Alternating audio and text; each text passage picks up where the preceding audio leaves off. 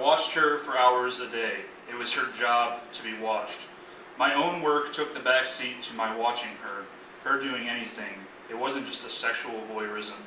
She could be sitting on the couch eating a bowl of cereal, cooking dinner, or preparing for bed. It didn't matter what she did. I was there, and so were the others. We were all there together, watching and waiting for the next moment, the next surprise. What would she do? The webcam followed her like a well-trained pet. It captured everything. Life as it was being lived there in her apartment, and I could not take my eyes away from the screen. Each month, I diligently paid the renewal fee for my membership to her site, her feed. It was like a trough, and it only cost $22 for unlimited access to a real life, Mathilda's life. We were all willing to pay. Before I disabled the chat feed, it showed over 100 current members, all of them incognizant, shielded behind monikers bestowed on them by the rules of the game, characters and numbers. That's all they were, and they sent a dizzying amount of messages, requests, and provocations. They were dogs in a kennel tearing at each other. Sometimes Mathilda felt compelled to respond, throw them a bone. She'd flash a breast or pull her panties up into the crease of her crotch. Even that wasn't enough. They wanted to see her fucking herself with a dildo or straddling a chair arm completely naked and glistening with baby oil. They'd come to expect a lot from the internet's projection, but she was a real girl, a person with a life. They couldn't understand the privilege of simply being there, being able to peek in on her doing the most mundane thing. They didn't receive the gift they were given. They wanted more, and would leap into the vile and profane. And sometimes Mathilda would masturbate for us, laying herself up in her bed with her fingers crawling below the covers. She allowed us into this sensuous act that was not the least bit pornographic. The rustling of the comforter, the quivering of her shoulders as she came, the moans. If I turned up the volume on my computer speakers, I could hear the shakiness in her breath as she released her inner flood. I'd think about that as I brought myself to climax, there in the chair. It didn't take long, eyes closed, fantasy reel running, audible whispers from Mathilda there with me, really there, delighting in my thrusts and my girth. In the shower afterwards, I'd imagine what it would be like if I actually found her. If we bumped into each other on the street or in a store, just happened upon the other somewhere, what would that be like? Or what if I found out where she lived, set it up so that I met her in a purely coincidental seeming fashion? Hey, wow, you're Mathilda? I'm a member. You come to Whole Foods too? Would that be awkward, or would it seem like fate? Would she even find me attractive? Would she respond to flirtation? Could she date someone like me, with all my insecurities and neuroses? The questions sometimes consumed me, and I found it hard to sleep. I'd max out the speakers and listen to her rhythm, her REM cycle, try to match it.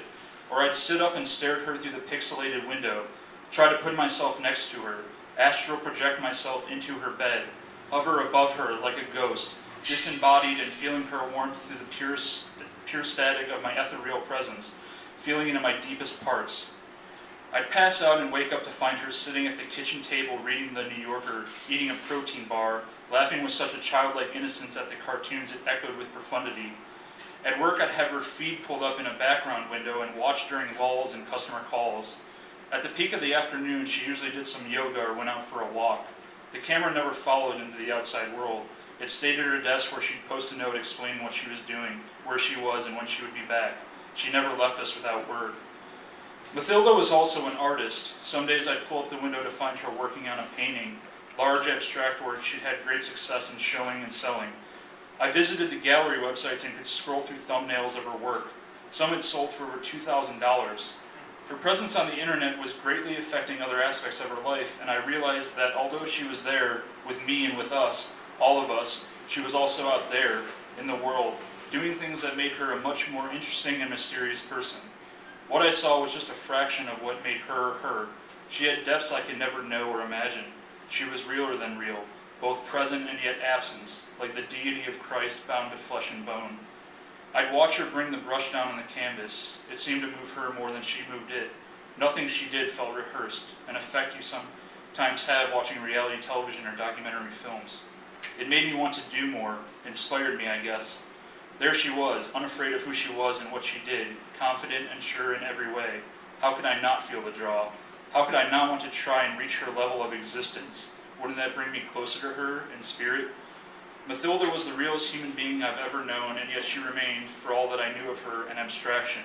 We stayed at a distance, despite her filling my consciousness and informing my decisions.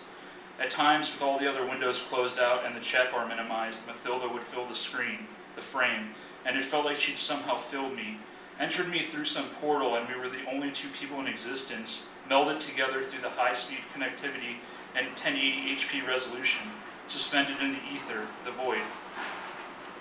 Mathilda never used her feed as a blog. She wouldn't sit and chat with us. She was simply recording her life. She wasn't there to advertise anything. It was a source of income, sure, but it wasn't a career. The world had forged her this way, and she was simply doing all that she knew how to do. We responded to it. She didn't care for us the way I cared for her. How could she? She didn't know any of us, not the way we knew her, not the way I did. I didn't expect her gaze to meet mine through the distance of our separate screens. That would defy the laws of the universe, and as much as I wish it were possible, some things are forbidden. Things went on just as they had, only I imagined myself devising ways of recording Mathilda's feed, taking the real to reproduction, not for pleasure, but for study. Mathilda deserved that, whether she knew it or not. I thought about setting up a camera in front of my computer and doing it that way, but that would mean that I would have to miss out on the viewing and substitute it with a second-hand sitting. That would have diminished the magic of the moments, of being there with her, and I couldn't have that. That was the whole point of the viewing in the first place, to be there with her as things happened. That's what mattered. The recordings were to be a reference, a guide, not an end, but a means of bringing catharsis. The revelation came to me at an electronics store. I was there buying new toner for my boss's copier and printer. I stumbled upon an add-on software for a webcam that allowed users to invert the recording option using both a newly formatted system application and a special reflective lens. It only cost $100, so I bought it and went back to the office. Told my boss someone had rear-ended me and that I needed to take the rest of the day off to go to urgent care and get checked out. It's my neck, I said. My boss was a sucker.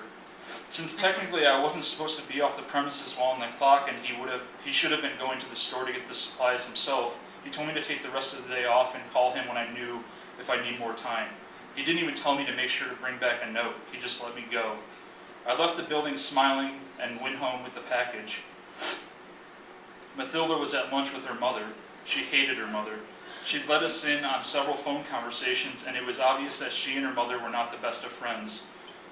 Her mother didn't approve of Mathilda's lifestyle choices, and Mathilda liked to end these talks quickly with a lot of screaming at both ends and absolutely no resolution. Sometimes she'd have her cell phone on speaker. She wouldn't even deny us the opportunity to eavesdrop. In fact, she insisted that we did. The install took about an hour. I was unable to access the terminal during this time. The lens was an easy piece to attach to the already existing lens on the webcam. All there was to do after that was wait. I tried to call forth out of the abyss where Mathilda and her mother were eating and what she, Mathilda, was wearing. What had she ordered? What kind of foods did she eat at restaurants? Were Mathilda and her mother arguing? What about? Was there something I didn't know? There was a moment of panic when the idea that maybe she was pregnant popped into my head. She'd been seeing a guy, Bradley, on and off at the start of the feed, but he, like her mother, didn't approve of the lifestyle and stopped coming around. He was an asshole of the highest caliber. But I thought, what if one of the times Mathilda had left a note like, dealing with Bradley again, ugh, or don't ask, seriously. She'd somehow slept with him, gotten suckered into it, or was drunk and let him have his way with her one last time, out of guilt or something.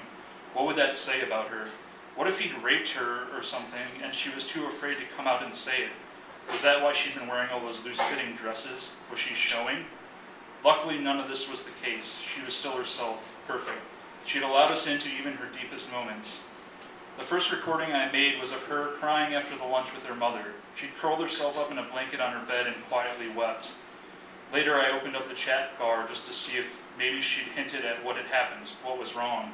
What I found was, K-Spot 742, what's wrong, baby? Mathilda at home, sometimes life just makes me feel like a failure. Ran star 69, pick or it did not happen. K-Spot 742, you'll be okay, you're a smart, beautiful, talented young girl with a bright future ahead of you. Keep your head up, smiley face. Tony the Niz, show your tits, show your tits, show your tits. Doombox, sup, what he said, with an arrow pointing up. Mathilda at home, thanks K-Spot, smiley face. Ramstar 69, pussy. Tony the Niz, K-Spot's a faggot. Nobius 33, yep, sure is, faggot, faggot, faggot. I thought about typing out a long-winded apology and expressing empathy for her situation, but the bar just kept scrolling and scrolling so fast it would have been pointless. In the weeks that preceded, I began my studies. What I was looking for were elements of Mathilda's life I could bring into my own, easily accessible parts or items I could purchase that would make me feel closer to her.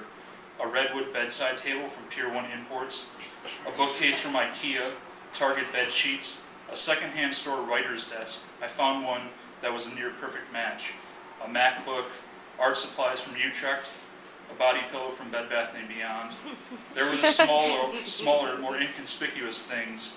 The aloe vera hand lotion from Bath & Body Works, Abercrombie & Fitch perfume, not to wear, only to spray around my apartment to create the idea that she had been there. A pair of love pink sweatpants, Dove body wash, 3 Olives cherry vodka, Sprite in 20-ounce bottles, and a Catholic Feast of St. Francis candle. Ironic. I'd started calling off work more and more, elaborating on my original lie. Test, I'd say to my boss. They want to be sure there's no ligament damage, or they found something in my blood, an abnormality. They want me to come back in tomorrow for more blood work and a CT scan. By the end of December, he'd caught on, and the day he called me into his office to talk, I knew what was coming and went in guns blazing. Not literally, of course, figuratively. I have cancer, I said. What? I couldn't tell if he'd heard me incorrectly or if I'd said what he heard or if I'd even spoken at all. He looked instantly haunted. I went on to explain in brilliant detail my illness. I even brought myself to tears there in his office, and he got out of his chair and hugged me. I couldn't help but laugh and masked it by crying harder, more violently. As I was exiting his office to begin my medical leave, he said, "If you need anything at all, don't hesitate to call." "Thanks," I said, feigning a feigned smile. At home, I described the exploit to the fridge. It was now full of organic beverages and Whole Foods bought condiments. I sat at the kitchen table, facing the fridge. "Now I've got all the time in the world," I said. "That's nice," the fridge said back. It sounded a lot like Eeyore from the Winnie the Pooh cartoons I'd watched as a child. "Why do you seem more glum than usual?" I asked the fridge. "This is a great day to be alive." "I don't have any feelings. I am what I am because of what you put into me," it said. "Otherwise, I'd just be a cold box." "We'll have to work on that," I said. "Okay," the fridge said dejectedly. That night there was a new note from Mathilda. "New hope? XOXO." What was that supposed to mean, I wondered? Where was she? It was late. This had always been one of the major hurdles of the exchange. If she was away, then I had no idea where she was or what was happening. What if she was hurt, or worse? What if she was being held at knife point? There'd have been nothing I could do to help with her sometimes cryptic notes. New hope? What the fuck? That night I drove around and looked for her. I wasn't sure where she lived, but I figured if it was in the area, I'd find her. It was possible. Stranger things have happened, you know. It's a small world after all. But I had no luck spotting her. I stopped in at a bar and thought I'd maybe just have a couple drinks while I waited for her to return. I ended up really drunk and enmeshed in a doozy of a conversation with a girl half my age that ended up in my bed asking me, "Do you have a girlfriend? That's so hot. Is she going to come home? Does she eat pussy? That'd be so hot." I put my hand over her mouth and got rough. She liked it. I hadn't drunk that much in a long time, and my cock felt like a string bean. I fell off the girl and passed out. Woke up oblivious to what had happened. The girl was in my kitchen making eggs. "Hey," she said, "where's your girlfriend? Is she coming home? I'll cook extra." That was a mistake last night," I said, leaning into the counter. "No such thing." "I don't have a girlfriend," I said, "but I am in love with a girl. No such thing." I ate the eggs she cooked and then told her she had to leave. "I have a lot of work to do," I told her. She kissed me and left me her number. When she was out in the hall and the door was locked, I cried and fell into a wall. "Who was that?" the fridge asked. "Don't ask," I said, sniffling. "I already did," the fridge said. "She was nobody. Worst of all, that meant nothing. I don't even know her name. She wasn't a good Mathilda facsimile. You wouldn't know about this, but this is the way those types of arrangements work. It's just two people looking for someone in the other person they know they're not going to find. It's sad, really. I'm just very sad." The fridge said nothing else. Out of shame, I stayed away from the computer. I showered for longer than was usual, scrubbed harder, and left my skin scorched by the loofah. I ate a small meal at lunch. The cabinets had begun to put in their 2 cents, mumbling, "Scumbag, scumbag, scumbag." "I know," I screamed. "I know, please just leave me alone." I wasn't even saying anything, the fridge said. Not you. Then who? Ignoring the fridge, I moved to the living room and turned on the television. Phantom, one of the only programs I could stand to watch anymore, was having a marathon, so I decided to tune in. I more consumed it. The next time I glanced at a clock, it had been hours, literally having fallen off the day. I felt well enough to return to the computer, to gaze upon Mathilda once more, whatever she was doing. I could hear the fridge whispering something in the background. "Shut up!" I screamed across the apartment. There was silence. Mathilda was still absent. In her place was a new note. Maybe? Maybe what? I downloaded the material that had been recorded from the previous night up until that moment, parsed it for clues to what maybe meant, and that's when I noticed it, in the room. 2 shadowy forms moving through the dark. 2. Mathilda had not been alone either. That's what the maybe signified. Having an attachment outside of the arrangement she'd made with us, her viewers. Mathilda had been the object of our collective affection, but I had betrayed it and she followed suit. The forms hovered above the bed. It was impossible for me to watch and not feel sick. Sick for myself and my actions, and sick for what was there, set in stone, drawn out of real life and set to record. There, right there. In the live feed, she was still absent. The note stood there tormenting me. Maybe, the eternal question. I needed my head to shut off, my head or the world, whichever came first. I went back to the living room, stomped there on feet that felt caked in mud, and turned on the television. The marathon was still running, but I couldn't watch. I channel surfed through daytime talk shows, commercials, soap operas, and reality shows. I stopped on an advertisement for a product claiming to be able to remove every follicle of hair from a human's body through laser augmentation. All of the dramatization actors had perfectly sculpted and hairless bodies. All yours for $19.95 with shipping and handling. The erection made itself known. I had to get out. I threw on some clothes and fled. Up the street from my apartment, there was a large box retailer bookstore with connected coffee shop. I'd go there when I felt like I needed to be a part of the world but didn't want to get too close, when things got too heavy at home. The fridge could really get on my nerves. Sometimes I'd try to pick up an orange that would end up weighing as much as a shot put ball. Everything was messing with me. Now there was the Mathilda dilemma. The revealing of my own soul's wretchedness had somehow transferred itself onto her as well, possibly through the radio waves and signals sent from my router. She'd gone to the shadow at the same instant I myself had given myself over to the girl from the bar. These events were locked in a parabolic state. I could see it all at my vantage, and it nearly drove me insane. It took a few punches on my steering wheel, leaving streaks of white dead skin on the rubber, just to be able to walk into the building. The fluorescent light's harsh glow caught me off guard, and I nearly fell into a display for the latest James Patterson bestseller, but caught myself and acclimated to the light, and my rage and self-incriminations all melted with the smooth bass line of an aged jazz song playing through the speakers. I walked contemplatively from section to section, my head filled with musings about the world and myself and all of mankind. Light music and the voices of others and conversations about who knew what. It all mingled and sang with the world, and I felt light, buoyant. I glided on butterfly wings to the counter of the cafe. In front of me was a younger couple. They were happy. I was feeling happy. I watched them there, flirting and being quite indecisive about what to order. They turned it into a game. "What do you want?" the guy asked. "I don't know. What are you getting?" the girl asked back. "I don't know either. Just order," the guy said, laughing. "I don't know what I want, though," the girl said. The guy sighed playfully. "It's not that hard," he said. "Well, then just order for me," the girl said. "What am I?" the guy asked. "You're the man," the girl said. "Damn right," the guy said with a smirk. "Now what do you want?" "I don't know," the girl shrieked. They did finally order. I stood there smiling pleasantly as I waited for the barista to prepare and serve their drinks. I waited for the barista, who was a middle-aged woman in a black top and apron, to come back to the register and take my order. "Hi," she said. "What can I get for you?" I looked over her head at the menu hung on the wall behind her. I tried to look as if I were thinking hard about what I wanted, weighing options, and changing my mind. I said, rubbing my chin.